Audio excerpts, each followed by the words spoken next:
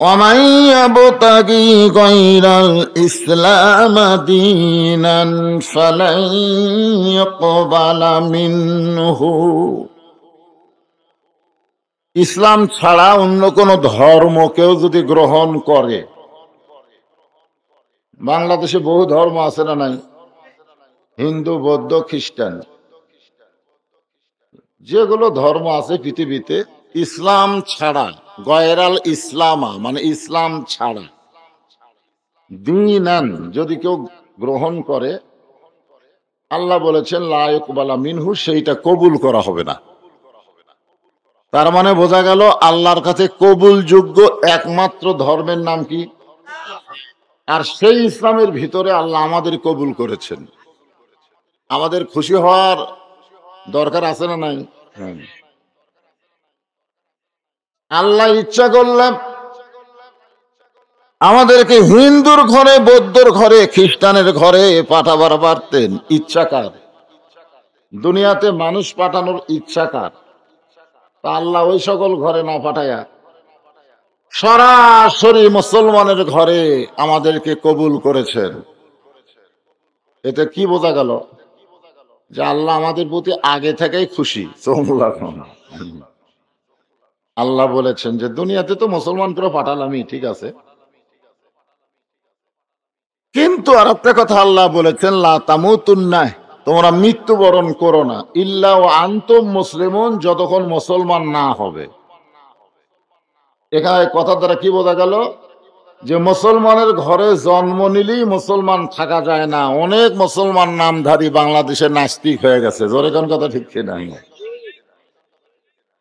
নাম তাসলিমা নাসরিন কিন্তু বেটা নাস্তিক, নাম আহম্মদ শরীফ নাস্তিক, নাম হুমায়ুন আজাদ নাস্তিক, এরকম নাম বহু আছে, ভালো নাম, খুবই সুন্দর নাম, কিন্তু বেটারা কি? নাস্তিক।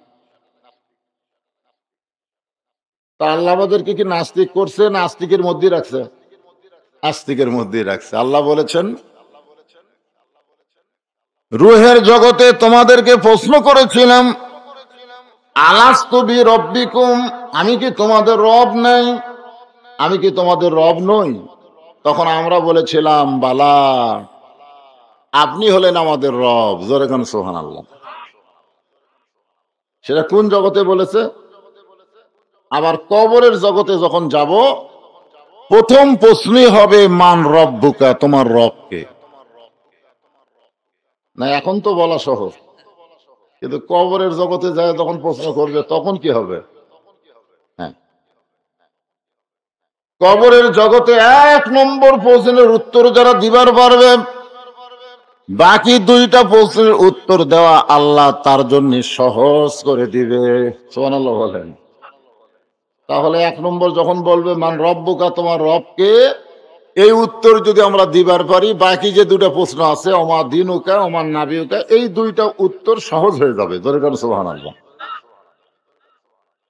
এখন এক নম্বর প্রশ্নের উত্তর যদি আমরা কবরে দিবার চাই, তাহলে দুনিয়া থেকে সেই উত্তরটা ট্রেনিং দেওয়ার দরকার আছে না নাই? আল্লাহ কোরআনে বললেন ইন্নাল্লাযীনা ক্বালু রাব্বুনাল্লাহু সুম্মা ইসতাকাম। এটা কিন্তু আখিরাতের জন্য না, দুনিয়ার জন্য। নিশ্চয় যারা আমাকে রব বলে স্বীকার করলো, আল্লাহ বলে স্বীকার করলো, শুধু স্বীকার করলো না, এর প্রতি যারা অটল থাকলো, ইস্তেকাম থাকলো, কবরের জগতে তাদের এক নম্বর প্রশ্নের উত্তর তাদেরকে দেওয়া লাগবে না, তাদের পক্ষ থেকে আল্লাহ দিয়ে দিবে। জোরে কান সুবহানাল্লাহ। এখন আসেন, আমি আপনাদের সামনে একটা সূরা কাউসার আর একটা আয়াত তেলাওয়াত করেছি, এই দুইটার উপর আলোচনা হবে। কোরআন শরীফের সবচাইতে ছোট সূরার নাম হলো কাউসার, সবচাইতে ছোট। এই যে মসজিদের দোতলা, মসজিদকে লক্ষ্য করে ওয়াজ করা লাগবে, কারণ আমার এই ভাই লাস্টে যাওয়ার সময় একটা হাদিস করে গেছে, মসজিদ যারা নির্মাণ করে আল্লাহ তাদেরকে জান্নাতে একটা ঘর দেয়। তো জান্নাতে আমরা একটা ঘর চাই কি চাই না? মসজিদ নির্মাণ কেন করব? করার কারণ কি? মসজিদের মধ্যে কি হয়? এইগুলো নিয়ে আমাদের আজকের আলোচনা। এর ভিতর দিয়ে বর্তমান বাংলাদেশের বিশ্বর প্রেক্ষাপট সব কথাই চলে আসবে ইনশাআল্লাহ। কারণ এক নামাজই পারে মানুষকে সব খারাপি থেকে বাঁচায় দিতে। একথা কার? ইন্নাস সালাতা তানহানিল ফাহশাই ওয়াল মুনকার।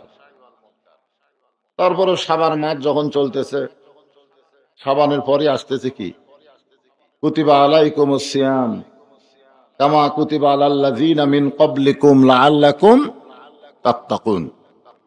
রমজান সম্পর্কেও দুই একটা কথা ইনশাআল্লাহ আলোচনা হবে। এখন আসেন, হ্যাঁ হ্যাঁ, রমজান নিয়েও করা লাগবে। আমাদের গ্রামে এক মানুষের নাম রমজান, কিন্তু রোজা থাকে না, নাম রমজান। হ্যাঁ,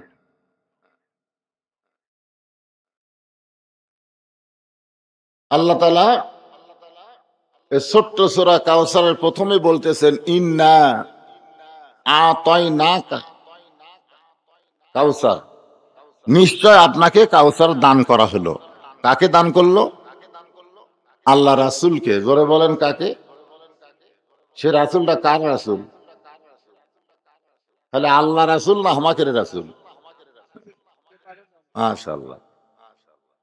আমাদের মতন ভাগ্যবান কেউ নেই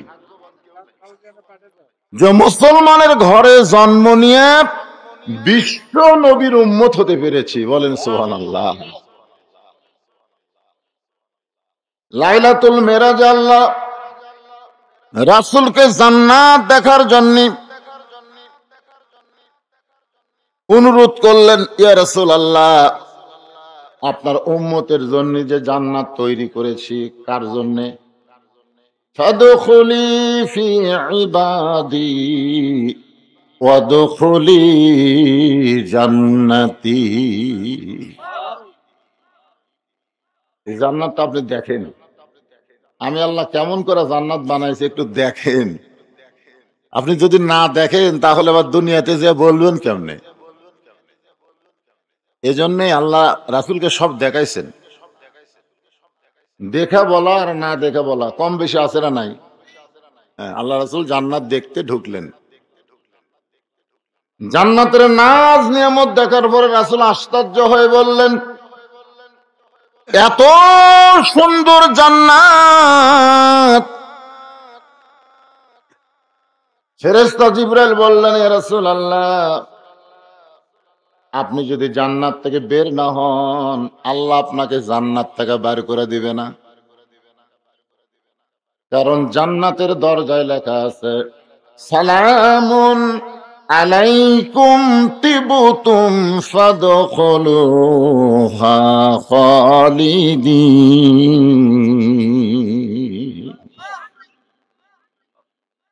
এই যে আল্লাহু আকবার আপনারা বলেন, আমি একটা কোরআনে আয়াত করলাম, আপনারা শুনে আল্লাহু আকবার বললেন, কিন্তু এই আয়াতে আল্লাহ কি বলতেছেন সেটা জানেন? একবার কেউ যদি জান্নাতে প্রবেশ করে, ফাদখুলুহা মানে একবার কেউ যদি জান্নাতে প্রবেশ করে, আল্লাহ বলেছেন খালিদিন, চিরস্থায়ী ভাবে সে জান্নাতে থাকবে, তাকে আর জান্নাত থেকে বের করে দেওয়া হবে না। ফেরেশতা জিবরাইল বললেন, হুজুর, আপনি যদি জান্নাত থেকে বের না হন, আল্লাহ আপনাকে আর বের করে দিবে না। আমাদের নেতারা যখন ভোট পায় চেয়ারম্যান হয়, এমপি হয়, সংসদের মধ্যে ঢুকলে আর বাড়াবার চায় না। জোরে কোন কথা ঠিক কিনা? মনে করে এইভাবে আজীবন থাকবো, দিনের ভোট রাতে করব, সিল মারবে, সেটা না করে এখন ইভিএম করব, হিরো আলমক ফেল করে দেয়, অন্য আলমক তুলে দিব। জোরে কোন কথা ঠিক কিনা? মানে দেখেন, আমাকে নেতার চরিত্র দেখেন আর আমাকে নবীর কথা শোনেন। আল্লাহর নবী বললেন, জিবরাইল, যে কথা একবার বলেছো এই কথার দ্বিতীয়বার বলতে পারবা না, কারণ আমি নবী জান্নাত দেখার জন্য প্রবেশ করেছি, জান্নাতে থাকার জন্য প্রবেশ করি নাই। আমি সেই দিন জান্নাতে থাকার নিয়তে প্রবেশ করব যেদিন আমার সমস্ত উম্মতেরা জান্নাতি হবে। এখন বলেন সেই নবী নেতা মানবেন না এরকম নেতা এসে আওয়াজ করতেছে নামাজ নামাজ? এখনকার বক্তারা খালি উস্কানিমূলক ওয়াজ করে, কোনো ওয়াজ লাগবে না, খালি নামাজের ওয়াজ করেন। মসজিদে একতলা থেকে দোতলা হচ্ছে, নামাজের ওয়াজ করেন। নেতা আসা 5 মিনিট খালি নামাজের কথাই হয়ে গেল। নেতা নামতে নেতার এক চামচার হাত ধরে বললাম, কে ভাই তোমার নেতা খুব নামাজি। এক সপ্তাহ সাথে আছি হুজুর, এক ওয়াক্ত পড়তে দেখিনি। আরে এমন নেতা যখন যে মঞ্চে যায় সেই মঞ্চের এরা ফেরেশতা হয়, যখন যেখানে যায় মনে করেন সেখানকার সাথে মিলে যায়। কথাটা বুঝলেন না? একটু মনোযোগ দিয়ে শুনবেন। এমন একজন নবী পাইছি যে নবী জান্নাতে যাওয়ার পরেও আমাদের কথা ভোলে না। সেই নবী সম্পর্কে আল্লাহ বলেছেন, লাকাদ কানা লাকুম ফি রাসূলিল্লাহি উসওয়াতুন হাসানাহ। আমাদের সেই নবীকে আল্লাহ কাউসার দিচ্ছে। আমাকে আর কোনো টেনশন আছে? আমাকে নবী দিচ্ছে। সুবহানাল্লাহ। হাসর হবে তামার সানি, উম্মত বলবেন পানি পানি। সেই কঠিন দিনে নবী বিনে পানি দেওয়ার সাধ্য কারো নাই। সূর্যের তাপ পড়ে হাসরের মাঠ হবে তামা তামা। আপনারা বলেন তো, তামা কি ঠান্ডা হয় না গরম হয়? এই মাটিতে সূর্যের তাপ পড়লে মাটি সূর্যের তাপকে শোষণ করে, কিন্তু তামার উপরে যখন সূর্যের তাপ পড়বে তখন তামা তাপটা শোষণ করে না, বরং তাপ আরো উগলে দেয়, বমি করে, মানে তাপ আরো বেড়ে যায়। তাহলে কি বলা হচ্ছে? হাসর হবে তামার ছানি, আমরা বলবো পানি পানি। সেই কঠিন দিনে আমাদের নবী দিনে পানি দেওয়ার মানা। আপনাকে এলাকার মেয়েরা ভালো। আল্লাহর বান্দার একটু মনোযোগ দিয়ে শোনেন। হোসাইন দৌড়ে যখন মায়ের ঘরের দরজার দিকে, একটা ঘর ডাঙ্গায় যখন মায়ের ঘরের দিকে যাচ্ছে, ওই ঘরে হযরত আলী আল্লাহর কোরআন তেলাওয়াত করতেছে। ওই ঘরে হযরত আলী কি তেলাওয়াত করতেছে? ইন্নামাল মুমিনুনাল্লাযীনা ইযা যুকিরাল্লাহু ওয়াজিলাত কুলুবুহুম ওয়া ইযা তুলিয়াত আলাইহিম আয়াতুহু যাদাতুহুম ঈমানা ওয়া আলা রাব্বিহিম ইয়াতাওয়াক্কালুন। আয়াতের মধ্যে আল্লাহ কি বলতেছে বুঝতে পারছেন? হ্যাঁ, হায় হায় রে। মুমিন কারা? পাইকারি হারে সকলেই মুমিন হতে পারবে না। মুমিনের 1 নম্বর বৈশিষ্ট্য হলো তারা যখন আল্লাহর জিকির করবে, এই জিকির করার কারণে তাদের অন্তরের মধ্যে কম্পন সৃষ্টি হবে, আর সেই জিকিরের নাম হলো আল্লাহর কোরআন। মুমিনদের 2 নম্বর বৈশিষ্ট্য হলো এই কোরআন যখন তারা তেলাওয়াত করবে, এই তেলাওয়াতের কারণে আল্লাহ তাদের ঈমান বাড়ায় দিবে। মুমিনদের 3 নম্বর বৈশিষ্ট্য হলো এই কোরআনের সঙ্গে সম্পর্ক রাখার কারণে মুমিন কেবলমাত্র একমাত্র আল্লাহর প্রতি ভরসা করবে, অন্য কারো দিকে মুমিনের খেয়াল থাকবে না। মুমিনের খেয়াল শুধুমাত্র কার দিকে? আরো জোরে কোন কার দিকে? এখনই আসর নামাজ পড়ছে, এখনই মুমিন। ওরা জমির ধান দেখবার গেছে, যা দেখে ওপর জমির পানি আছে, নিচে পানি নাই। চিন্তা করতেছে আমার জমির পানি নাই, ওপরে পানি চলমল করতেছে। মুমিন চারিদিকে তাকাছে, মুমিন চারিদিকে তাকায়, কেউ নাই।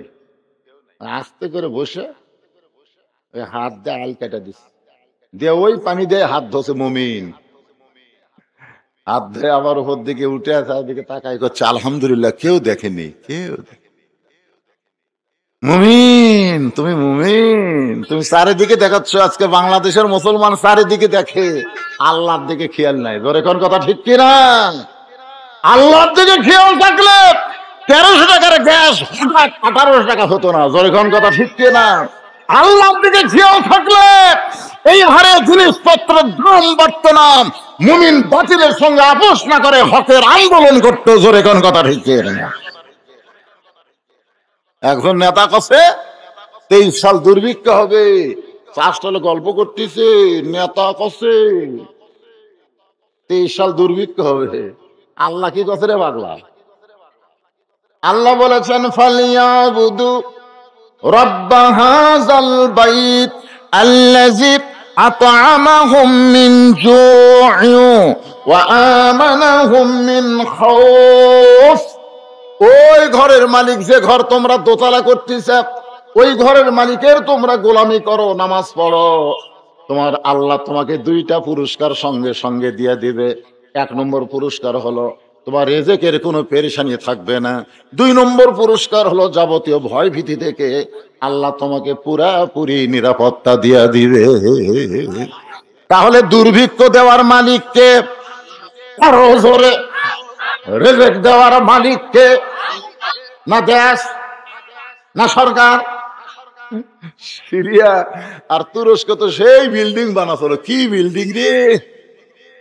আপনি জানেন, পাইল করতে করতে, এক বিল্ডিং এর খবর শুনলাম, স্পাইল করতে করতে 350 গজ নিচ থেকে ভিত তুলছে। 350 গজ নিচ থেকে ভিত তুলে বিল্ডিং করছে।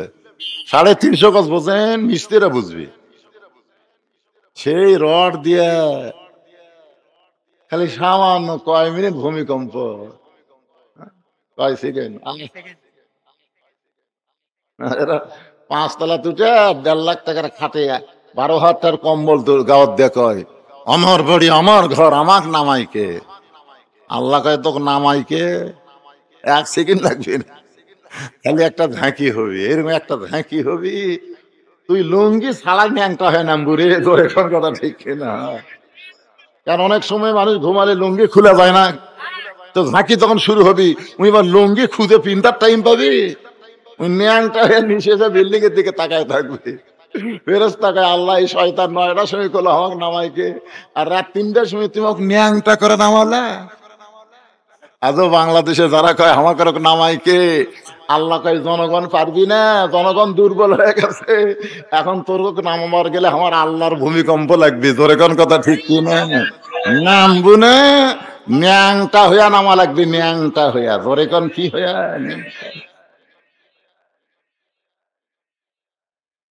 একটু মনোযোগ দিয়ে শুনবেন, রেজেকের মালিককে, ওই ঘরের মালিকের নামাজ পড়েন, 5 ওয়াক্ত নামাজ জামাতে আদায় করেন।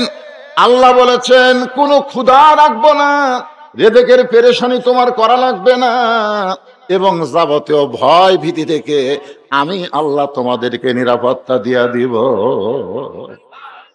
হযরত আলী, এই এই তোর কি ব্যারাম ধরছে?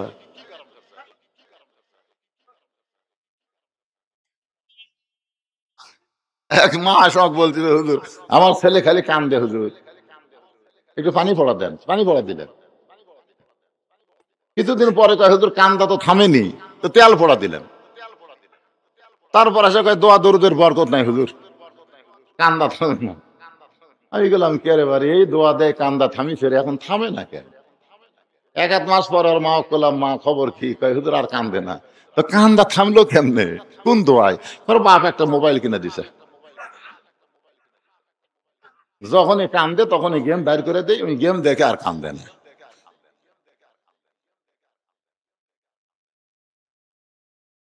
আমি কইলাম কে রে, দোয়া দরুদ দিয়ে কান্দা থামিচ্ছে না, মোবাইল দিয়ে কান্দা থামে। আমি ওই মাকে বললাম, মা আপনি সত্যি করে বলেন তো, আপনার এই ছেলে কি এমনি এমনি হয়েছে না সিজার করে হয়েছে? তখন বলতেছে হুজুর এ কথা কেন? আমি একটু বলেন তো। না হুজুর সিজার করে। ও তাহলে ঠিক আছে, এরা সিজার করা, সিজার করা, সিজার করা বাচ্চারা তো 2 দিন পরে হবি রে, 2 দিন পরে তুই এমনি দুনিয়াতে আসবে, কিন্তু ডাক্তারের কাছে দেখাবার কাছে ডাক্তার টাকা খাওয়ার জন্য বলতেছে বেকা হয়ে আছে, তেড়া হয়ে আছে, পানি কমে গেছে, এখন পেট কাটা ছাড়া বুদ্ধি নেই। 2 দিন আগে পেট কাটা থেকে ওর ঘুমই ভাঙ্গেনি। এখন ওর ঘুম ভাঙাবার গেলে কি করবি, পা ধরে এরকম ঘুর ঘুর করে ঘুরাই, ঘোরানোর পরে মাথাতে একটা ঝাঁকি খাই, চিৎকার দেখ কান্দা ওঠে। ওই যে মাথার ঝাঁকি খাসে, ওই ঝাঁকিতে দোয়া দরুদ দেওয়া কাম হচ্ছে না, ওই ঝাঁকিতে মোবাইল দিয়ে ওর কাম হয়। ওই কোনো জায়গায় বসলে স্থির থাকবে না, খালি অস্থির হয়ে লাফালাফি করে সিজার করা।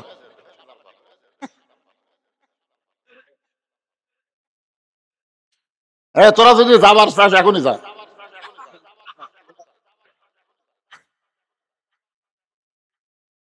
না না না, কি বিপদ, কি বিপদ, কি কিসের ফেংলা কই কাম করছেন? 7 বছর থেকে রাসূল কি কথা, 7 বছর থেকে তালিম দেওয়া লাগবে, 7 বছর থেকে। 7 বছর হয়নি, 10 বছর থেকে মাইরিয়া ফিচারে। এটা হলো ইসলামের নিয়ম। সৈন্যর বয়স কতদিন হবে?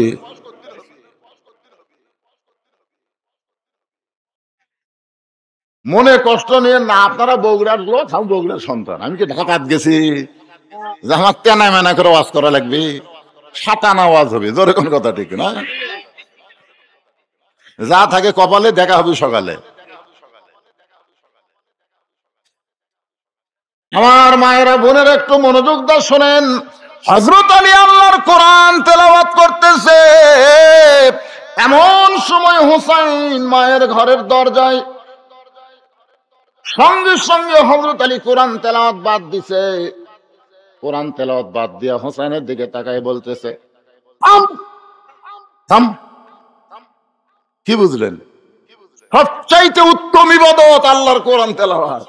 সেই কোরআন তেলাওয়াত বন্ধ করে ছেলের দিকে তাকাইছে।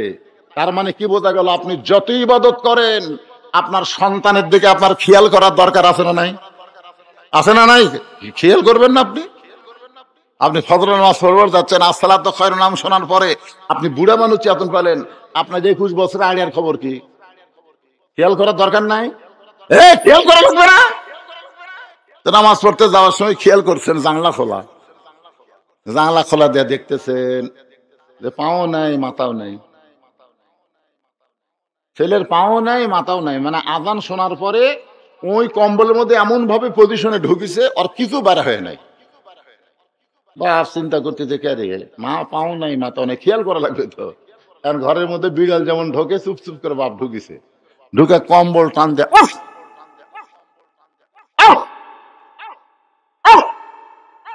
বেটা লাভ দেটা বলতেছে, আব্বা আহ আহ করতেছেন কেন? বলে আ করার কারণ হলো কম্বলের তলে তোর সাইজ, আর সকালে বেলা সাইড টিপে কুত্তের সাইজ, একই সাইজ।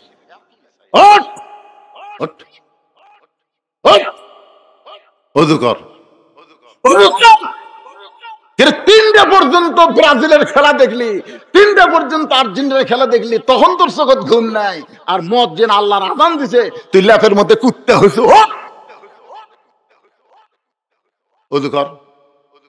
আমাকে যদি আব্বা ডাকিস আর আমার ঘরত যদি থাকিস, ওঠ অজু করে বেটাকে লিয়ে দেয়, কয় পায়ের গোড়ালের সঙ্গে গোড়ালি মিল কর, মিল কর, মিল করে। বাপ বেটা নামাজ পড়তেছে, ফেরেশতাকে আল্লাহ রেজাল্ট কি? আল্লাহ কয় বাপ বেটা দুটাই জান্নাতি, জোরে খান সুবহানাল্লাহ। তাহলে খেয়াল করার দরকার আছে না নাই? আপনার 17 বছরের বোকনা মানে মেয়ে কি করতেছে? মেয়েটার বয়স হলো 17, এখনো তো বিয়ের বয়স হয় নাই, সরকারি বয়স হলো 18, জোরে কন কত?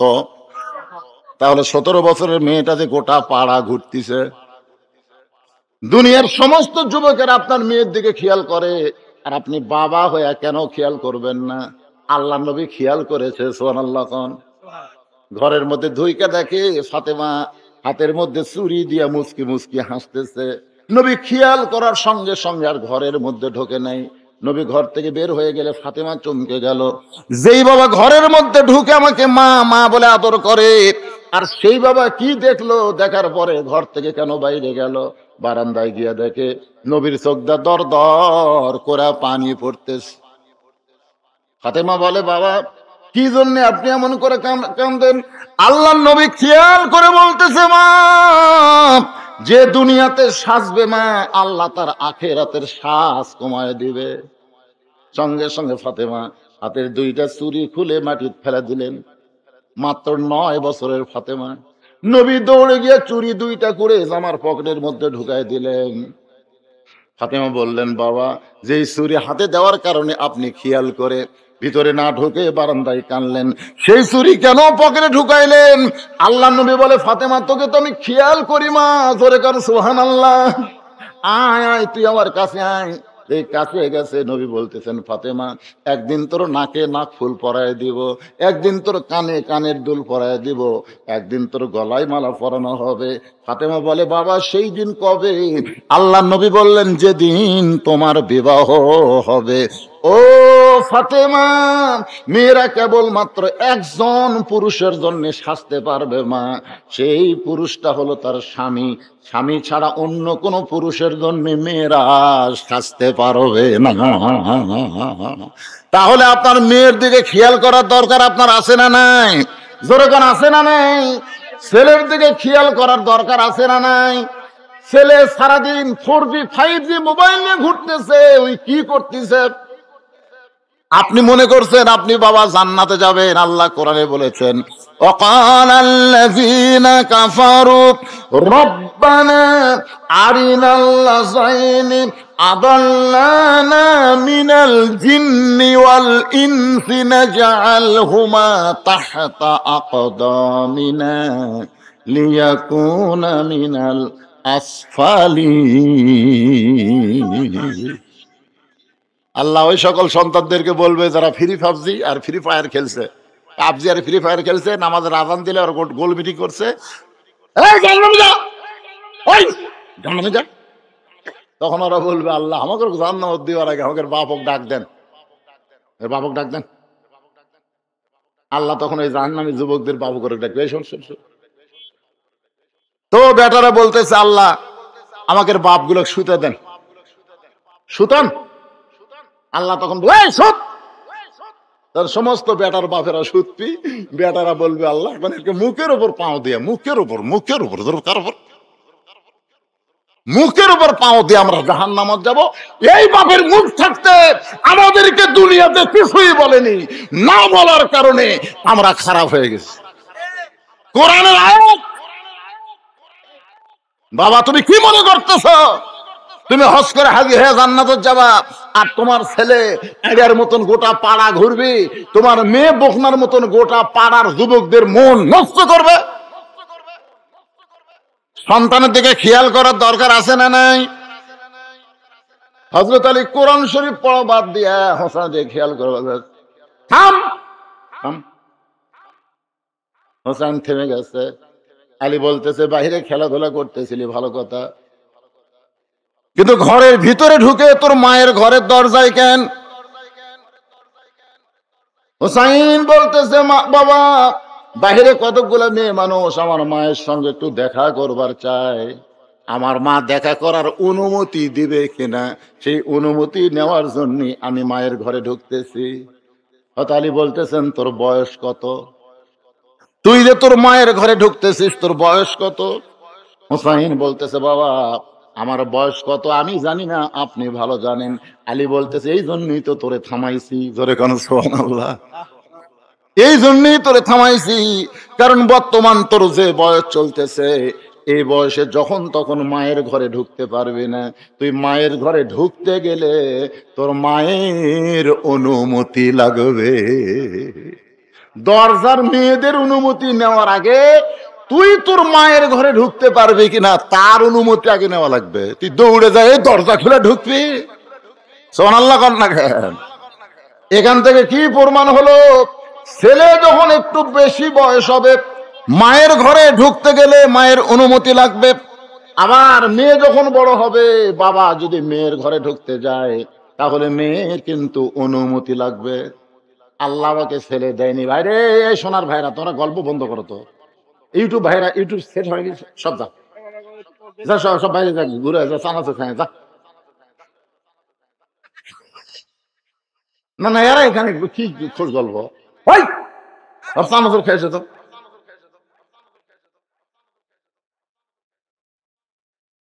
এই মনোযোগ দেখ, সেট হয়নি, এটা সেট হয়নি, তো সেট তো হয়ে গেছে, আর গল্প কি?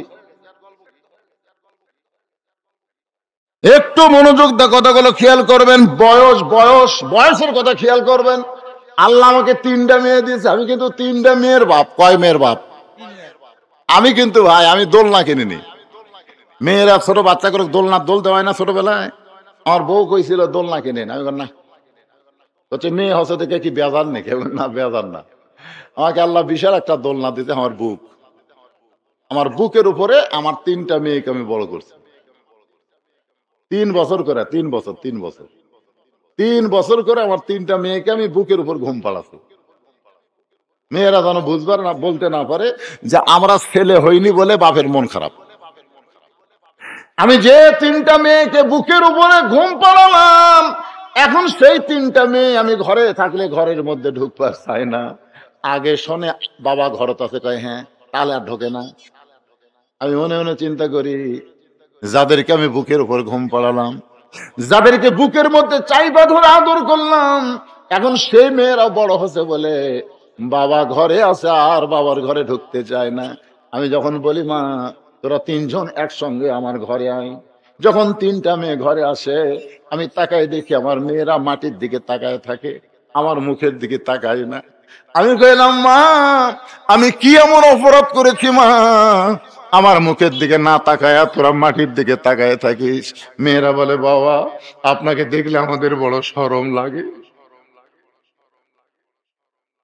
এখান থেকে প্রমাণ হলো, মেয়ে যখন বড় হবে তখন মেয়ের ঘরে ঢুকতে বাবার অনুমতি লাগবে, আর ছেলে যখন বড় হবে তখন ছেলের ঘরে, মায়ের ঘরে ঢুকতে ছেলের অনুমতি লাগবে।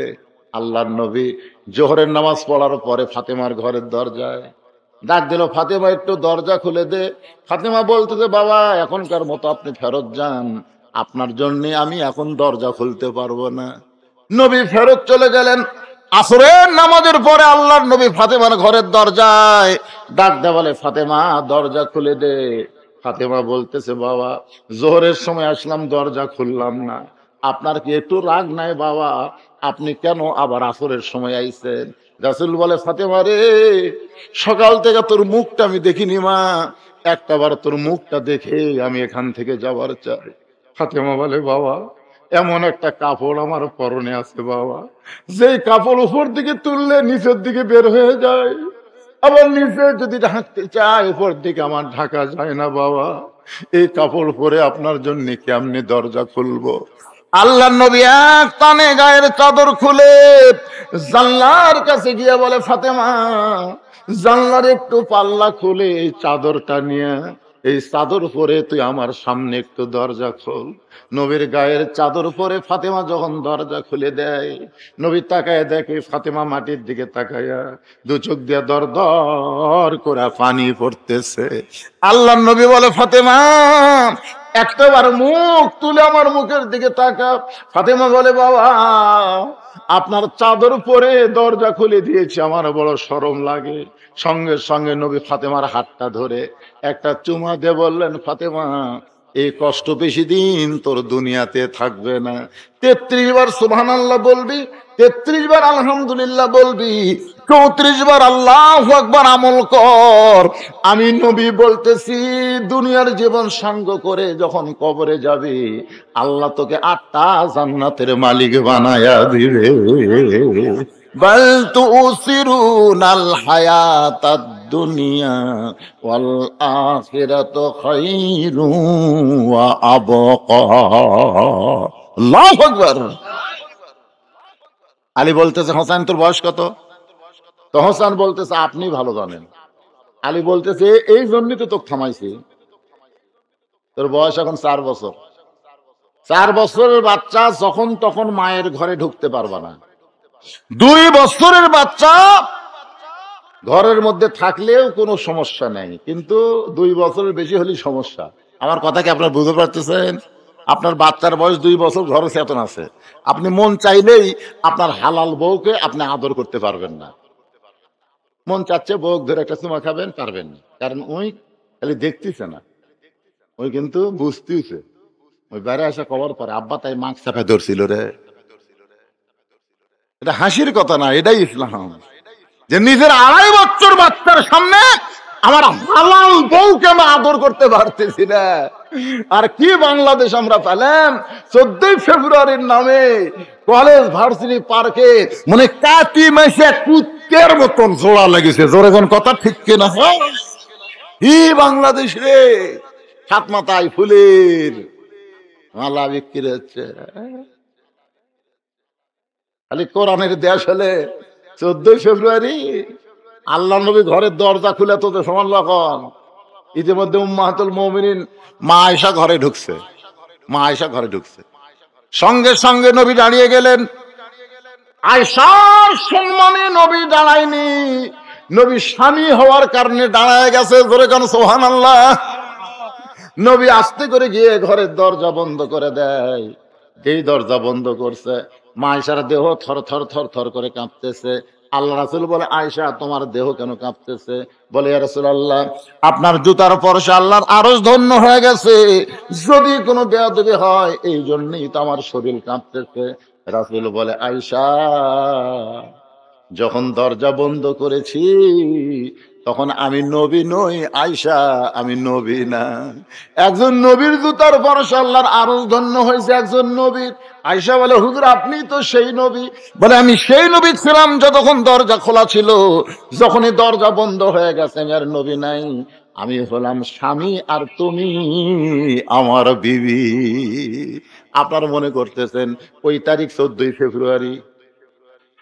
14ই ফেব্রুয়ারি মা আয়েশা দৌড়ে এসে নবীর বুকের মধ্যে মাথা ঢুকাই বললেন, আল্লাহ আল্লাহ, আমার নবী শুধু বিশ্ব নবী না, আমার নবী হলেন পৃথিবীর 1 নম্বর স্বামী।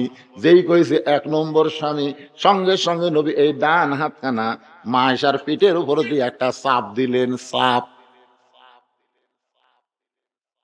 পিঠের উপর একটা চাপ দিলেন। বউকে বুকের মধ্যে নিয়ে ডান হাতে একটা চাপ দেওয়া নবীর সুন্নত। এটা কি আমি করতেছি না নবী করতেছে? তো সুবহানাল্লাহ কোন না কেন? মা তাকুমুর রাসূলু ফাখুযুহু ওয়া মা নাহাকুম আনহু ফান্তাহু। আমার নবী যেটা করেছেন সেটা করা লাগবে রে। নিজের বুকের মধ্যে নিয়ে চাপ দিবেন, এইরকম বুকের মধ্যে নিয়ে বাম হাতে লয়, খবরদার বাম হাতে টান দেন না, ডান হাতে।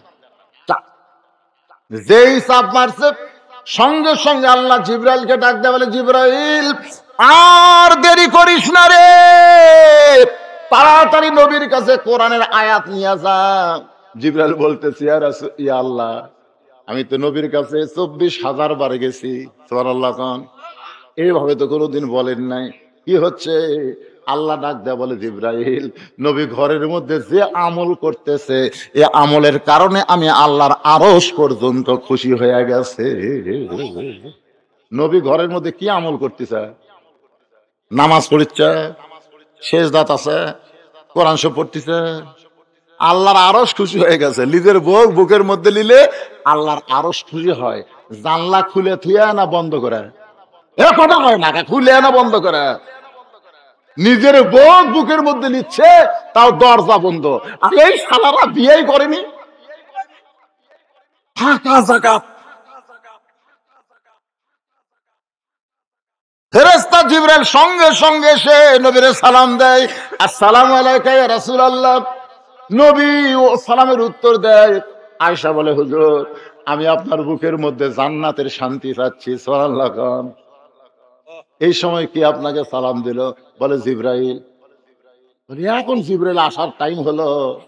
আল্লাহ নবী বলে, আয়েশার নবীর জিবরাইল ইচ্ছা মতো কোনোদিন আসে না, আল্লাহ হুকুম করেছে। ও জিবরাইল খবর কি? জিবরাইল বলে, হুজুর ঘরের মধ্যে যে আমল করতেছেন এই আমল করার কারণে আল্লাহ খুশি হয়ে গেছে। আল্লাহ আয়াত নাজিল করেছে, হুন্না লিবাসুল লাকুম ওয়া আনতুম লিবাসুল লাহুন্না। এই আয়াত দ্বারা বোঝা গেল 14ই ফেব্রুয়ারি ভালোবাসা দিবস না। ভালোবাসা হলো স্বামী বিবির পোশাক, বিবি স্বামীর পোশাক। পোশাক যেরকম সব সময় থাকে, ভালোবাসা সারা জীবন থাকবে। কোন একটা দিনের জন্য ভালোবাসা লটকে থুবেন, শালা হিজরা যায়। আল্লাহ কোরআনে বলেছেন হুন্না লিবাসুল্লাকুম ওয়া আনতুম লিবাসুল্লাহুন্না, স্বামী হলো তোমার পোশাক, বিবি হলো তোমার পোশাক।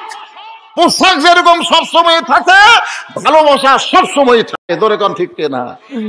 আপনারা কি কন? যারা প্রেমিক প্রেমিকা এই শালার তো বোঝে না, ওই বয়স দেখে ভালো ভাই আছে। আপনি কন তো, আমার যৌবন কালে আমার বইয়ের উপর যে ভালোবাসা আছিল, এই বুড়া কালে ভালোবাসা আরো 14 গুণ বাড়িছে। সেটা মানে হ্যাঁ, এটা হচ্ছে হালাল ভালোবাসা বাড়িতে। বইয়ের কিছু হলে হর চোখ দিয়ে পানি পড়ে, কাগো তুমি যদি এখন ছেড়ে যাও আমি কি করবো? আর আমার যখন কিছু হয়, বয়স আমার শীতানে কান্দে, দেখো আমিও বুড়ি হচ্ছি, আমার আর কেউ বিয়ে বসবি না, করবি না।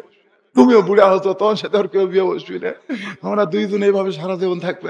আয় বুকো তাই কিন্তু করবার না পারি, ভালোবাসা আছে। সোনার লাগান না কেন?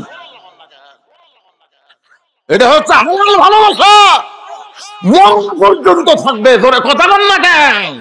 মরা পর্যন্ত থাকবে। দেখবেন, আমি নিজের চোখে দেখছি, আমার বাবা, আমার বাপের বড় ভাই মারা গেছিল। মারা যাওয়ার পরে আমার বাবা ওখানে গেছে, ওরা জামালপুর, শেরপুর জামালপুর। একদিন থাকার পরে পরের দিন আসার কথা, মাকে বলছে এক রাত থেকে আসতেছি। কিন্তু আব্বা যাওয়ার পরে কাছে যে অনুষ্ঠান না হয়ে আপনি যাওয়া ছিলেন। ভাই বলছে আব্বা 2-3 দিন। মা খালি আমার কাছে একটা কান্দে, আর কয় তোর বাপ ছাড়া ঘুম ধরতেছে না বাবা, তোর বাবাকে একটু মোবাইল করতো, কবে আসবে?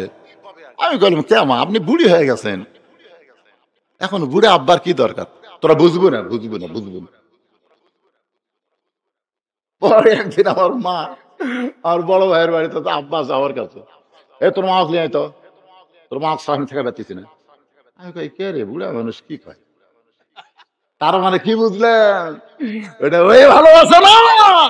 এই ভালোবাসা হচ্ছে কলিজার ভালোবাসা, মরা পর্যন্ত থাকে। তো সুবহানাল্লাহ কন না কেন? আর 14ই ফেব্রুয়ারি ভালোবাসা হলো কাতি পয়সা কুত্তে, কাতি পয়সা কুত্তে। ওই সারা বছর শালাকে দেখা নেই, হঠাৎ হঠাৎ হঠাৎ হঠাৎ। কি কথা কি ভুল হয়েছে? ভাই বেছে নাই, ভালোবাসা আমাকে কমিছে এখন। তো বিশ্বাস করেন, যখন আপনারা বুড়া হবেন, ভালোবাসা তার এত বাড়বি ভাই। আরে এরা পার্কত যায় ভালোবাসা করে, পার্কত যাস কে? ভালোবাসা করার মন চায়, বিয়া করো বাবা, মহারণ লগত দিয়ে বিয়া কর। একটু মনোযোগ দা কথাগুলো শুনবেন। হোসাইন, তোমার বয়স এখন 4 বছর হয়েছে। যখন তখন তুমি মায়ের ঘরে ঢুকতে পারবা না, বরং তুমি আসো আমার কাছে। এই বলে হোসাইনকে হযরত আলী কাছে ডাকলেন। ভাইজান, অত্যন্ত গুরুত্বপূর্ণ কথা, যে মাত্র হোসেন কাছে আইছে, হযরত আলী কোরআন শরীফ হাতে নিয়ে বলতেছে ধর। 4 বছরের বাচ্চাকে হযরত আলী কোরআন ধরতে বলতেছে ধর। সঙ্গে সঙ্গে হোসেন বলতেছে দেন। সুবহানাল্লাহ কবেন না? আলী বলতেছে ধর, বেটা বলতেছে দেন। আলী আসমানের দিকে তাকায় বলে আল্লাহ, আল্লাহ এটা কি মাল পাচ্ছি আল্লাহ। আমি বলতেছি ধর। জন্মসূত্রেই পবিত্র হয়ে জন্মেছে, পবিত্র কোরআন ধরতে তার কোন আপত্তি। আর আমাদের গুলা ধর, ধরবি খাড়া হয়ে বেজর করে হুজুর, একেবারে বসি না। কি বদ অভ্যাস, আমি গোসল করবার নিয়ে যাই, তাও খাড়া হয়ে পেশাব করে। এবার মা কইছে এনে বসতে পেশাব কর বাবা, বসে না। দেখেন তো দোয়া দরুদ দেখ বসান যায় কিনা। আর কাছে ডেকে বললাম কোথায় পড়িস রে? বলে স্কুলে পড়ি। কোন ক্লাসে? প্রাইমারিতে, 1-এ। বসিস না কে পাগলা? বসে পেশাব করলে ভালো থাকে, জিনিস ভালো থাকবি। জিনিস যে পেশাব করতেছ না, ওটা ভালো থাকবি রে পাগলা। তো খাড়া হয়ে পড়িস কে? বসে পেশাব করা লাগবে, তোর স্যার তো শিখাইনি। সাথে কি কয়, আর প্রাইমারির মাস্টাররা সব খাড়া হয়ে পেশাব করে। ওই খাড়া হওয়া দেখে আসে, বাড়ির থেকে খাড়া হওয়া শুরু করছে। তাহলে আপনার ছোট বাচ্চাকে কি দিবেন? ধর, কি ধর, একদম বাগদুম ধর। আইরাই টিয়ে নাই ভরা দিয়ে না লেগে বল মতো ধর। একই গ্রামে মাদ্রাসা আছে, প্রাইমারি আছে, কোন ভালো বাপ, কোন ভালো বাপ ওই মাদ্রাসা বাদ দিয়ে প্রাইমারিতে তার ছেলেকে ভর্তি করে দিবি না, কোনো ভালো বাপ। মাদ্রাসা ভেঙ্গে প্রাইমারি যে ভর্তি করে দিচ্ছে। আমি বললাম কে ভাই, মাদ্রাসা কি সুন্দর কোরআনের তালিম দেওয়া হয়, জালিকাল কিতাবুল আরাইবা হুদালিল মুত্তাকিন। হুজুর মাদ্রাসাত উপবৃত্তি নাই হুজুর, প্রাইমারিতে উপবৃত্তি আছে হুজুর। উপবৃত্তির জন্য প্রাইমারি দিচ্ছু, মরিয়া দেয় তোর কব্বর ওই থুবি না, কয় জাকার দাম আছে, বাগুন লাগাবি, বাগুন লাগাবি, কয় জাকার দাম নেই, মরিয়া গেছে, ফুরিয়ে গেছে, বাগুন লাগা, বাগুন লাগাবে।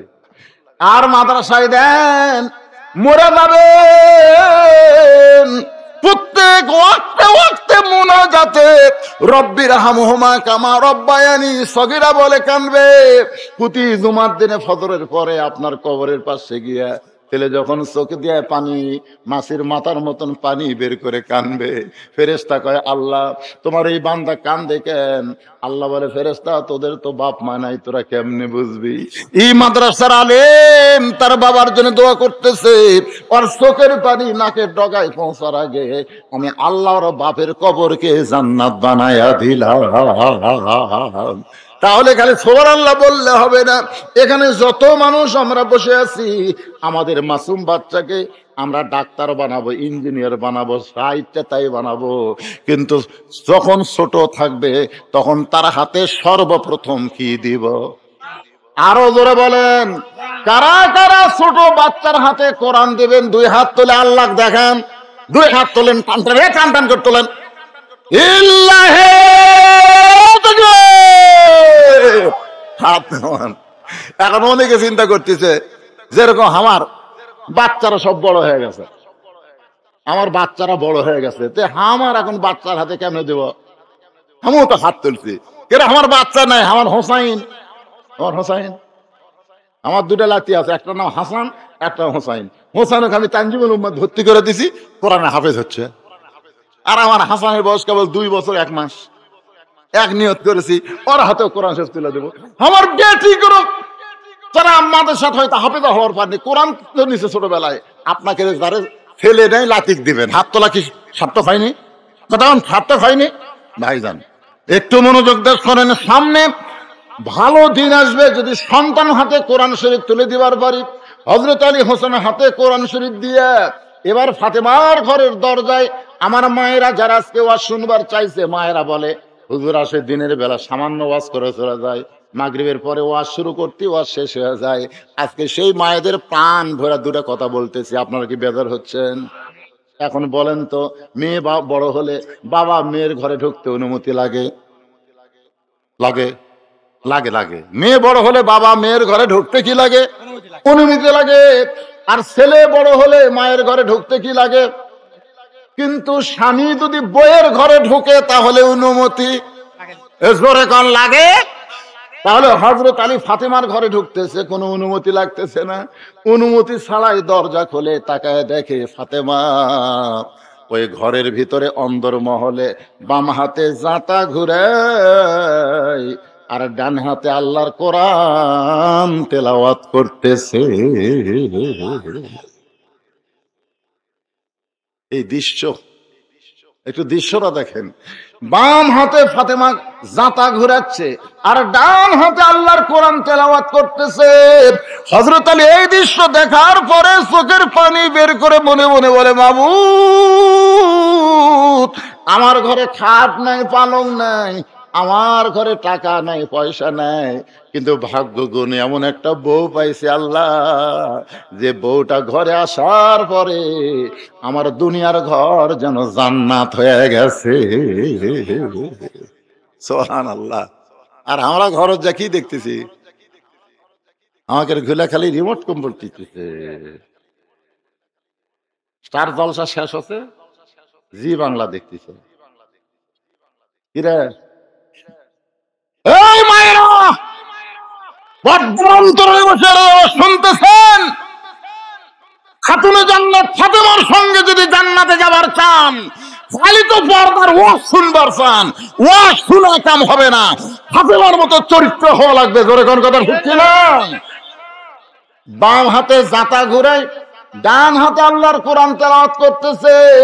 এ দৃশ্য দেখার পরে হযরত আলী জবান ফসকা বের হয়ে গেছে, আসলে বলবার চাইনি, জবান ফসকা হঠাৎ বের হয়ে গেছে। রব্বানা পড়েন, রব্বানা আতিনা ফিদ দুনিয়া হাসানাতাও ওয়া ফিল আখিরাতি হাসানা ওয়া কিনা আযাবান নার। সঙ্গে সঙ্গে ফাতেমা জাতা ঘুরান বন্ধ, সঙ্গে সঙ্গে ফাতেমা কি ঘুরান বন্ধ, জাতা ঘুরান বন্ধ, কোরআন তেলাওয়াত বন্ধ। জাতা ঘুরানো বন্ধ করছে, কোরআন তেলাওয়াত বন্ধ করে বুড়া আঙ্গুলে ভর দিয়ে, একটু মনোযোগ দিয়ে শুনবেন, ফাতেমা বুড়া আঙ্গুলে ভর দিয়ে স্বামীর কপালে একটা চুমা খাইছে। হযরত আলী বলতেছে, ফাতেমা জাতা ঘুরাইতেছো, কোরআন তেলাওয়াত করতেছো, সেইগুলা কাম বাদ দিয়ে তুমি দরজায় এসে আমার কপালে চুমা দিলা কেন? ফাতেমা বলে, স্বামী গো, আল্লাহর নবী বলেছেন স্বামী যখন বিবির কাছে আসবে তখন বিবির দুনিয়ার সমস্ত কাজ কাম হারাম হয়ে যাবে, একটা মাত্র কাজই হলো স্বামীর মনকে খুশি করে দেওয়া। সুবহানাল্লাহ, কত কষ্ট হচ্ছে, কেন আমরা যে পাইনি, যে সুবহানাল্লাহ কি জন্য আছেন। আল্লাহ রাসূল বলেছে, নফল নামাজের নিয়ত করছো, 4 রাকাত নফল, 2 রাকাত নফলের নিয়ত করছে, 1 রাকাত হচ্ছে আর 1 রাকাত এখনো বাকি আছে। এমন সময় স্বামী যদি তোমাকে ডাকে, রহিমা নামাজ বাদ দে, স্বামীর ডাকে উত্তর দেওয়া লাগবে, নামাজ বাদ, কি সব তোর নফল রে, তোর ফরজ তোর ডাকতিছে। শুধু আল্লাহর ফরজ ইবাদত ছাড়া, আল্লাহর ফরজ ইবাদত ছাড়া যদি ফরজ নামাজের নিয়ত করে, তখন স্বামী ডাকলে উত্তর দিবার পারবে না। নামাজ শেষ করে মোনাজাতও করা যাবে না, যায় স্বামী বলা লাগবে, নামাজ ধরছিলাম জোহরের, এই জন্য আপনার ডাকে উত্তর দিবার পারিনি, মাফ করে দেন। স্বামী কবি, আল্লাহর এটা কি রে, দুপুর বেলা শীতের রাত, মাঘ মাস দিন, গোসল করা খুব কষ্ট লাগে শীতের দিনে। দুপুর বেলা বলতেছে, আসো গো গোসল আগে একটু খেলা করি, খেলা করি, বোঝেন না, খেলা বোঝেন না, ভালো ভাষাতে বলতেছি, মাদার বল নাই, 2 জন মাদা ধরে থাকে, আর একজন ডাকে খেলা হবি, খেলা, এটা খেলবে গেলে মাদার বল লাগবে না। বউ বলতেছে, না গো খেলা করা যাবি না। কি জন্য যাবি না? আমি রোজা আছি। স্বামী কয়, এটা কিসের রোজা? এটা নফল রোজা, আমি থাকি।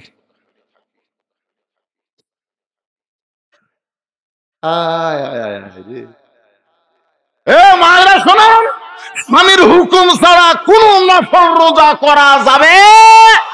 জোরে খান, যাবে? যাবে না।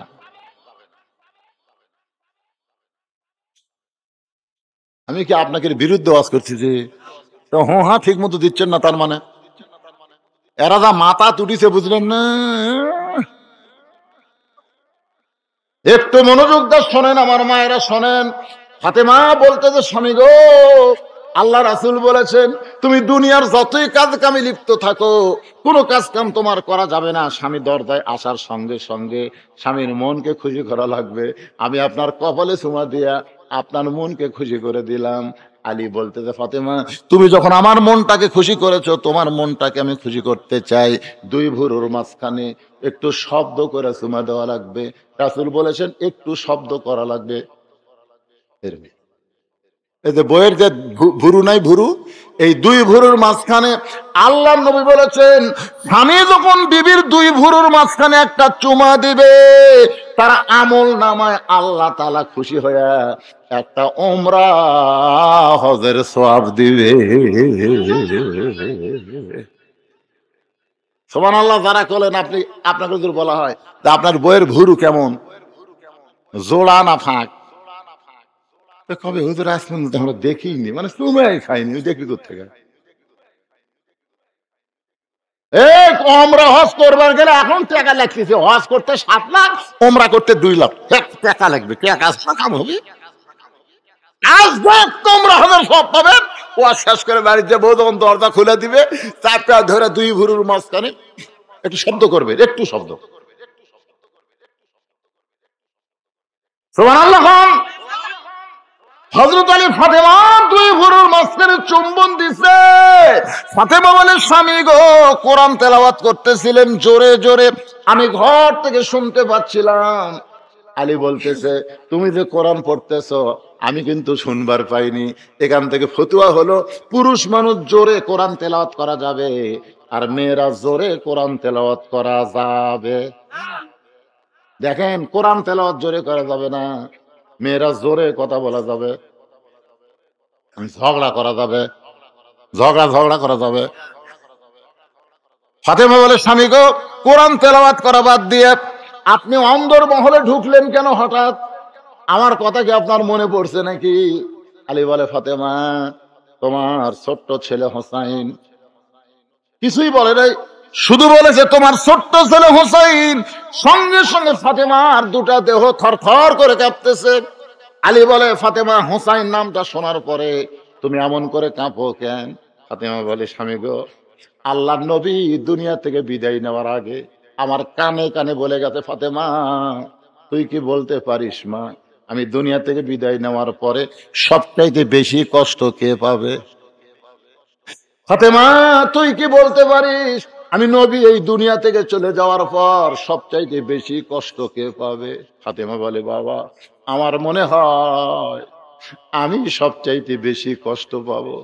রাসূল ফাতেমাকে বললেন, মা, দুনিয়ার সমস্ত আমার যত সাহাবী আছে সমস্ত সাহাবীরা মিলে যে কষ্ট পাবে, তুই ফাতেমা যে কষ্ট পাবি, সবাই মিলে যে কষ্ট পাবে মা, তার চাইতে বেশি কষ্ট পাবে আমার হাসান আর হোসাইন। আমি চলে যাওয়ার পর আমার হাসান হোসেন কেমনে থাকবে মা?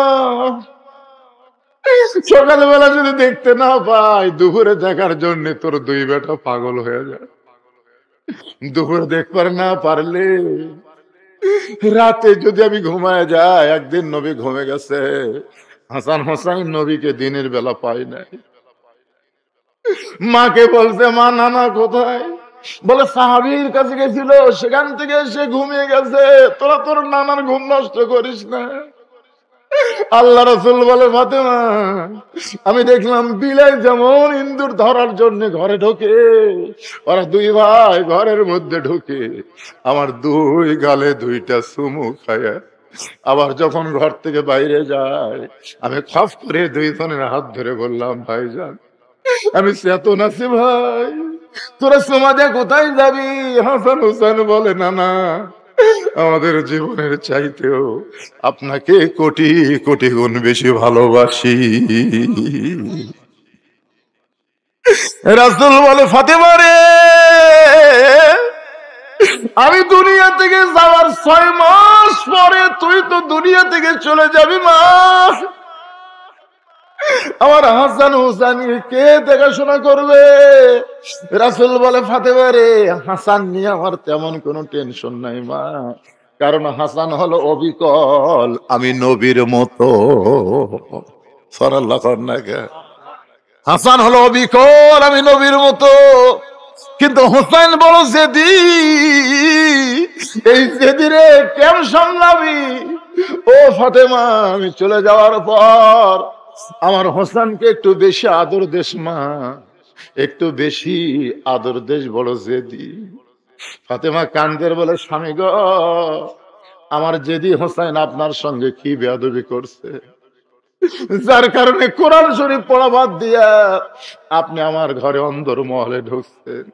আলী ফাতেমার চোখের পানি মুছে দিয়ে বলে, ফাতেমা রে, তোমার হোসাইন জেদ করে নাই, বরং দরজায় কতকগুলা মেয়ে মানুষ দাঁড়ায় আছে, সেই মেয়ে মানুষগুলো তোমার সঙ্গে দেখা করবার চাই। হোসাইন তাদেরকে বলেছে, একটু ধৈর্য ধরেন, আমি মায়ের কাছে গিয়ে অনুমতি নিয়ে আসতেছি। কিন্তু হোসাইন এখন 4 বছর বয়স, এই বয়সের কারণে আমি অন্দর মহলে তোমার ঘরে ঢুকতে না দিয়া, আমি হোসেনের হাতে আল্লাহর কোরআন দিয়া আমি নিজেই তোমার কাছে আইছি। সঙ্গে সঙ্গে ফাতেমা মুচকে হাসি দিয়ে বলতেছে, স্বামী গো, ওই বাবা মা হলো সবচাইতে ভাগ্যবান যার মাসুম বাচ্চার হাতে থাকবে আল্লাহর কোরআন। লিল্লাহ, ওই বাবা মা হলো সব সবচেয়ে বড় ভাগ্যবান যার মাসুম বাচ্চার হাতে থাকবে আল্লাহর কোরআন। ভাগ্যবান হবেন? দেন আগমত কি শিখতেছে? একটা কথা সত্যি, এই জন্য ক্লাস 6 দিছে যে সব ডারউইনের মতবাদ, বান্দর থেকে মানুষ হবে। একটু মনোযোগ দেন। আলী বলতো যে ফাতেমা, দরজায় কতগুলা মেয়ে মানুষ, এই মায়েরা শোনেন, তোমার সঙ্গে দেখা করবার চাই, তুমি যদি অনুমতি দাও তাহলে দরজা খুলে দিব। ফাতেমা মুচকি মুচকি হেসে বলে, স্বামী গো, মেয়েরা যখন আমার সঙ্গে দেখা করবার চায় তাহলে আপনাকে কষ্ট করে পর্দার ব্যবস্থা করা লাগবে। আলী মুচকি মুচকি হাসে। ফাতেমা বলে, হাসেন কেন? বলে, হাসার কারণ হলো মেয়েরা মেয়ের সঙ্গে দেখা করবে, এখানে কোনো পর্দার ব্যবস্থা লাগবে না। ফাতেমা বলতেছে, আপনি জ্ঞানের সম্রাট হবার পারেন, কিন্তু পর্দা বিষয়ে আমার চাইতে আপনি কম জানেন। সুবহানাল্লাহ কবেন না? কারণ এখানে সুবহানাল্লাহ পড়া যাবে। আপনি জ্ঞানের সম্রাট হবার পারেন, কিন্তু পর্দা বিষয় আপনি আমার চাইতে কম জানেন। আলী বলতে যে, ফাতেমা মুখ সামাল করে কথা বলো, তোমার বাবা কিন্তু বলেছে আনা মাদিনাতুল ইলমি ওয়া আলী বাবুহা, আমি হচ্ছে ইলমের শহর, আলী হচ্ছে তার দরওয়াজা। ফাতেমা বলতেছে, আমিও স্বীকার করি আপনি জ্ঞানের সম্রাট, কিন্তু পর্দা বিষয়ে আমার চাইতে আপনি কম জানেন। আপনারা বলেন তো, হযরত আলী কি জ্ঞানের সম্রাট ছিল না? ছিল না? ওমর ফারুকের জীবনে পড়ে দেখেন, জেরুজালেমে গেছে, জেরুজালেমের খ্রিস্টানরা ওমর ফারুককে সাদর সম্ভাষণ জানানোর জন্য হাজার হাজার দাঁড়িয়ে আছে। উটের পিঠে রাখালকে ওমর মনে করে জেরুজালেমের লোকেরা বলতেছে, আমির আল মুমিনিন, আপনি অনেক কষ্টে উটের পিঠে চড়ে আইছেন জেরুজালেমে, আপনি দয়া করে এই যে একটা চকিয়ার উপরে নামেন, আর একজন হামাগুড়ি দিয়ে পিঠ, এই পিঠের উপরে পা দিয়ে নামেন, আপনার যেন নামতে কষ্ট না হয়। উটের পিঠের রাখাল কাঁদতেছে, ফোপায় ফোপায় কাঁদতেছে। জেরুজালেমের খ্রিস্টানরা বলে, আমাদের আব্বত্ব নাই, কি ভুল হয়ে গেল নাকি? আপনি কাঁদেন কেন? রাখাল বলতেছে, রে জেরুজালেমের লোকেরা, তোমরা তো উমরকে চেনো না, তোমরা উমরকে চেনো না, আমাকে উমর মনে করে তোমরা সম্মান করতেছো, কিন্তু যিনি রশি ধরে জমিনে দাঁড়ায় আছে তিনি হলেন হযরত উমর।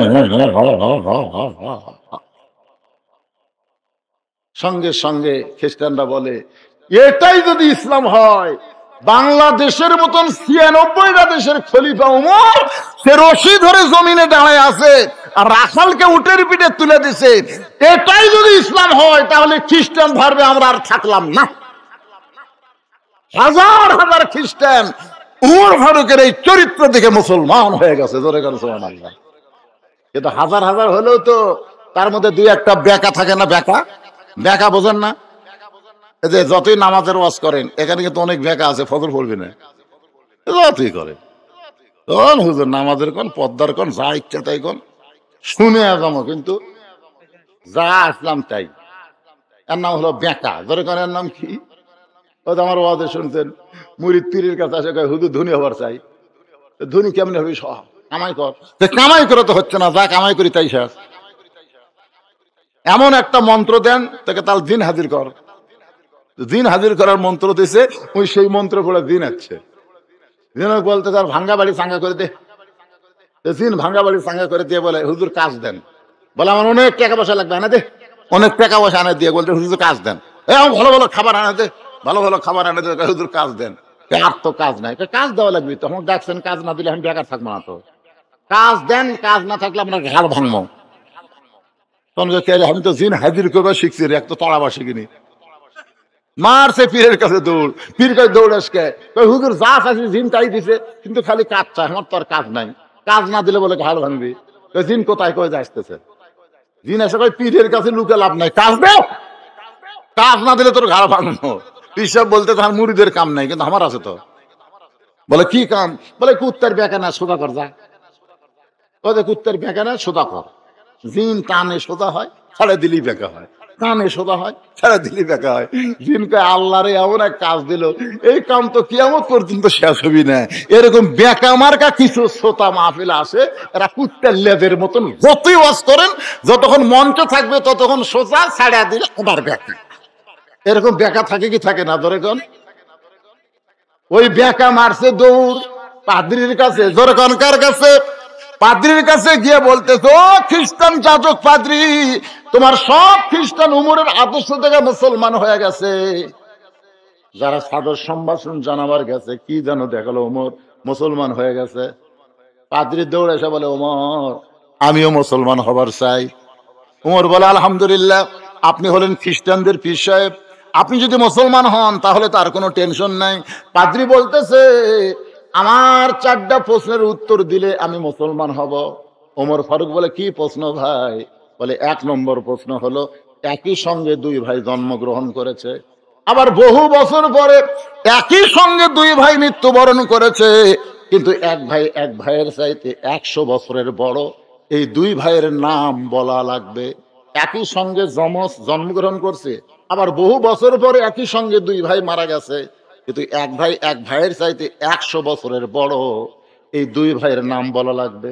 আমার 2 নম্বর প্রশ্ন হলো, পৃথিবীর এমন কোন জায়গা সূর্যের আলো একবার পড়েছে কিয়ামত পর্যন্ত আর সূর্যের আলো পড়বে না? ওই জায়গার নাম বলতে হবে। আমার 3 নম্বর প্রশ্ন হলো, পৃথিবীর এমন কোন কবর জীবিত, কবরের ভিতরে লাশটাও জীবিত, কবর এবং লাশের নাম বলতে হবে। আমার 4 নম্বর প্রশ্ন হলো, পৃথিবীর এমন কোন কারাগার কয়েদি নিঃশ্বাস নেবার পারে না, এরপরে জীবিত থাকে। ওমর কান্দের বলে, পাদ্রি ভাই, এমন প্রশ্নই আমি জীবনে শুনি নাই, তাহলে উত্তর দিব কোত্থেকে? পাদ্রি বলতেছে, এরা বোকা শোকা মূর্খ থেকে মুসলমান হচ্ছে, কিন্তু আমি পাদ্রি মুসলমান হতে পারলাম না। ওমর ফারুক তখন জেরুজালেম থেকে মদিনায় আইলেন। হযরত আলী দেখা করতে গিয়ে বললেন, উমর ফারুক যখন মদিনার খলিফা ছিলেন, হযরত আলী তখন ছিলেন শিক্ষামন্ত্রী। জোরে কোন কি মন্ত্রী? আরো জোরে কোন কি মন্ত্রী? শিক্ষামন্ত্রী। ওসমান গনি তখন ছিলেন অর্থমন্ত্রী। নবীর সময় শিক্ষামন্ত্রী হযরত আলী, নবীর সময় অর্থমন্ত্রী ওসমান। আর আল্লাহ নবী যখন ছিলেন তখন উমর ছিল আইন মন্ত্রী। জোরে কোন কি মন্ত্রী? আর আবু বকর ছিল হলো ধর্মমন্ত্রী। চলে গেছে নবী, চলে গেছে আবু বকর, এখন আইন মন্ত্রী হয়েছে খলিফা। শিক্ষামন্ত্রী এখনো বহাল তবিয়তে আছে। জোরে কোন সুবহানাল্লাহ। জেরুজালেমের রেজাল্ট কি? উমর ফারুক বলতেছে, হতে হতে হলো না। আলী বলতেছে, কি হতে হতে হলো না? বলে, এই পাদ্রিটা মুসলমান হবার চাইছিল, কিন্তু 4টা প্রশ্ন করলো, উত্তর দিবার পারিনি, তাই মুসলমান হয়নি। আলী বলতেছে, কি 4টা প্রশ্ন করছে? বলে, 1 নম্বর প্রশ্ন হলো, একই সঙ্গে জন্মগ্রহণ করছে যমজ ভাই, বহু বছর পরে একই সঙ্গে 2 ভাই মারা গেছে, কিন্তু এক ভাইয়ের চাইতে 100 বছরের বড়। এই 2 ভাইয়ের নাম কি? আলী মুসকি মুসকি হাসিয়ার বলে, এক ভাইয়ের নাম হলো আজিজ আলাইহিস সালাম, আর একজনের নাম হলো ওজায়ের আলাইহিস সালাম। ওজায়ের 100 বছর ঘুমের মধ্যে থাকার কারণে ওই ঘুমটা তার হায়াত কম, 100 বছর হয়ে গেছে। এইটাই কি আপনি বলতে পারেন নাই? আমার মনেই নাই। 2 নম্বর প্রশ্ন করেছে, পৃথিবীর এমন কোন জায়গা সূর্যের আলো একবার পড়ছে কিয়ামত পর্যন্ত পড়বে না? হযরত আলী বলতেছে মুসকি মুসকি হেসে, যখন মুসা আলাইহিস সালাম সাগর পার হলো, তখন আল্লাহ সাগরকে রাস্তা বানাই দিল, 12 লাইন রাস্তা। আমাদের বগুড়ায় এটা কয় লাইন হচ্ছে? জোরে কোন কয় লাইন? এই 4 লাইন করবার যায় সরকারের 12টা বেজে গেছে, আর আল্লাহ সাগরের মধ্যে 12 লাইন রাস্তা করছে। সুবহানাল্লাহ। 12 লেন, 12 লেন। যখন রাস্তা করে দিয়েছে মুসা নবীর জন্য, তখন ওই যে সূর্যের আলো সাগরের তলে পড়ে গেছে।